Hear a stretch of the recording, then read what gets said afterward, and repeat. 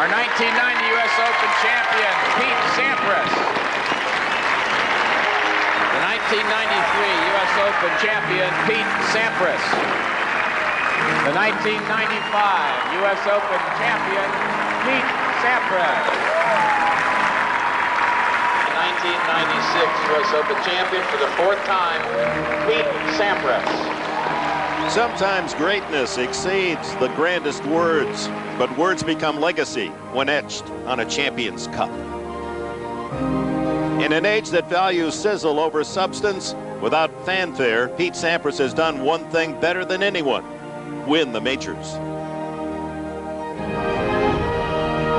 How many have stood across this netted twine, facing what must seem the impossible, to beat Sampras?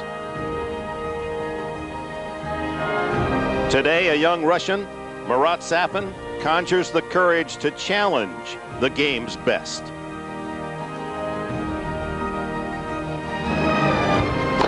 American Pete Sampras, focused and in the final, again playing for greatness at the United States Open.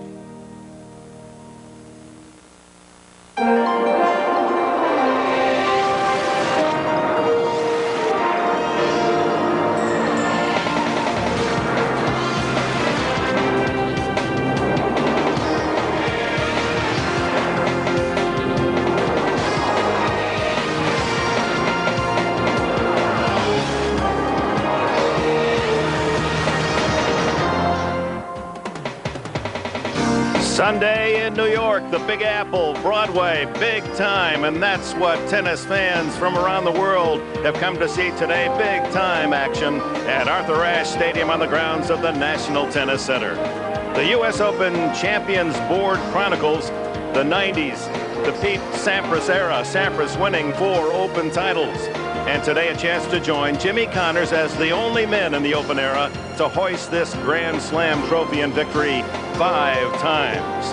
Today, the men's final of the United States Open. The final major of the 2000 season as number 4 seed Pete Sampras engages the number 6 20-year-old Marat Safin from Moscow. And down the champions corridor comes Pete Sampras, a man from his very early years has patterned himself after the great champions, Rod Laver being the first. He wanted his name etched in history. He's accomplished that. 13 Grand Slam titles, and the crowd, 23,000, acknowledges Sampras and Marat Safin.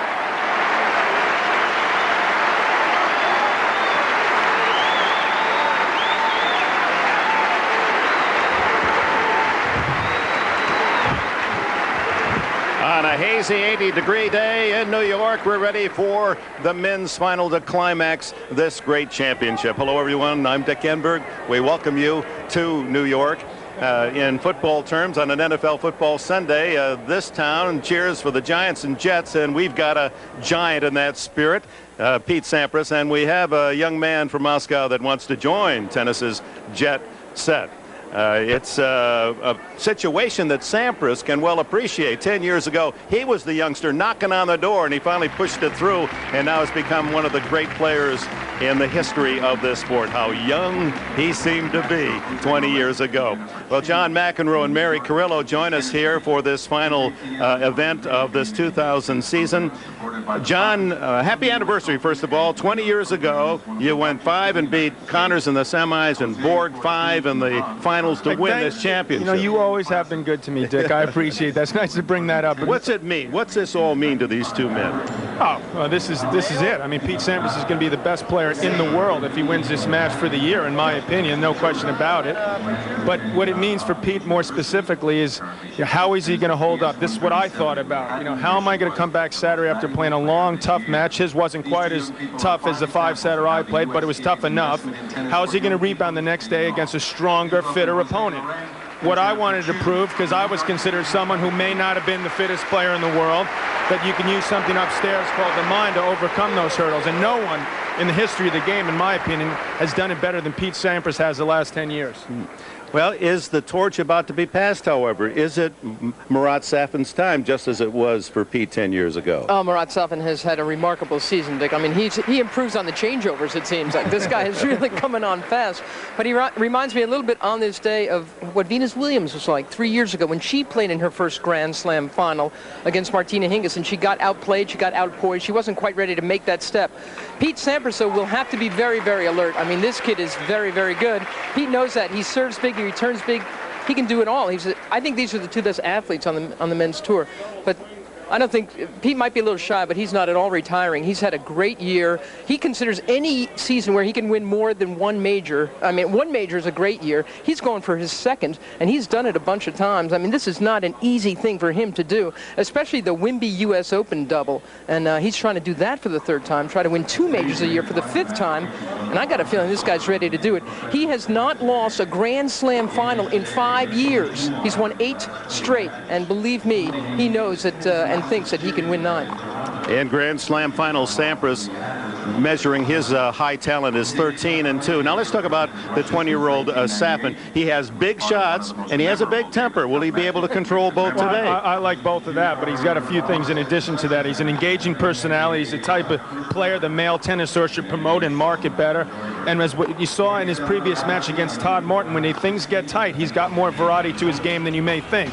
And we all know about the power, but this guy is one of the best and quickest athletes on the men's tennis tour at 6'4". He covers a lot of ground, and here, what he does is you watch that shot, as he's learned specifically, and particularly the last 6 months or so of his tennis career, is he doesn't have to put holes in the court, put holes in his opponent. Then he can mix it up, take something off it, God forbid, mix up the angles, play longer points, and he's, as Mary said, he's advancing literally by the week. I mean, I firmly believe the man you saw yesterday, Hewitt or Safin, is going to be the #1 player in the world in the next year. All right, Mary, what's the key to winning? Did you hear what he just said? Yeah, we'll get back to that.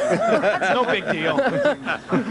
The key to winning is, again, I think quality of second serve is going to play a very big role in this. Both these guys can boom their first serves. Both, I think, will be looking to attack that second serve and make something happen. This could be decided by a couple of tie breaks. I mean, that's how close it could be if Safin has really come to play. Well, Sampras has the advantage there. He's been broken only 4 times in the entire championship. Safin's serve has been broken 17 times. We're ready for the men's final in New York. CBS Sports coverage of the United States Tennis Championships is sponsored by Heineken, a proud sponsor of the US Open. Heineken, it's all about the beer. Thank you, Jim Nance. We're about ready for the first serve. Pete Sampras and Marat Safin. Let's get some information from behind the scene. To the coach's box we go, and Patrick McEnroe. Thanks, Dick. I'm here with Alexander Volkov here with Marat Safin. And how is he feeling today coming into his first Grand Slam final? It's difficult to say because it's the first one, and I never saw him in such a situation because not every day he's playing final in the Grand Slam. I think only we're talking about he wants to join tonight his girlfriend Silvia in Valencia. He wants to catch last flight to London and then take a flight to Valencia from London. That's all we was talking about. And then talk a little bit about the match because he beat him in Toronto, and we thought if you're going to stick same plan, then it's going to be chances to beat him. Of course, Pete is a big competitor, and it's difficult going to be beat him on 5 sets match, but we will see. Okay, Alexander, thanks. Let's send it over to Pam Chaver with Paul Annacone.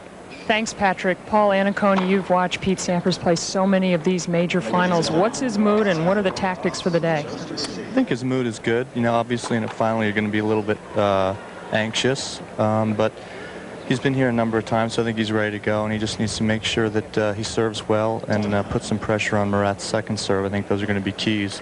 Try to control the tempo, the points from the baseline, and see if he can be the one that's dictating the play. Thanks, Paul. Let's go back upstairs to Dick Enberg. All right, thank you, Pam.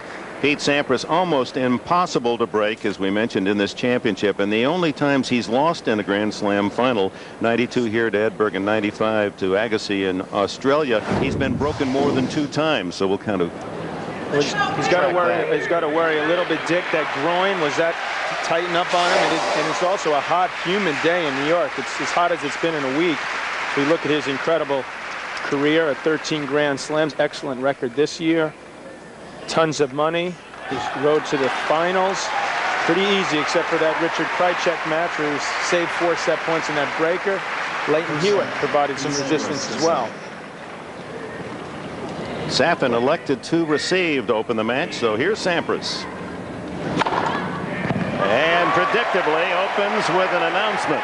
A lot of energy in this crowd. They're ready to go. The match has been held up about a half hour longer than they expected. So not only are the players ready to see some tennis, the fans are eager.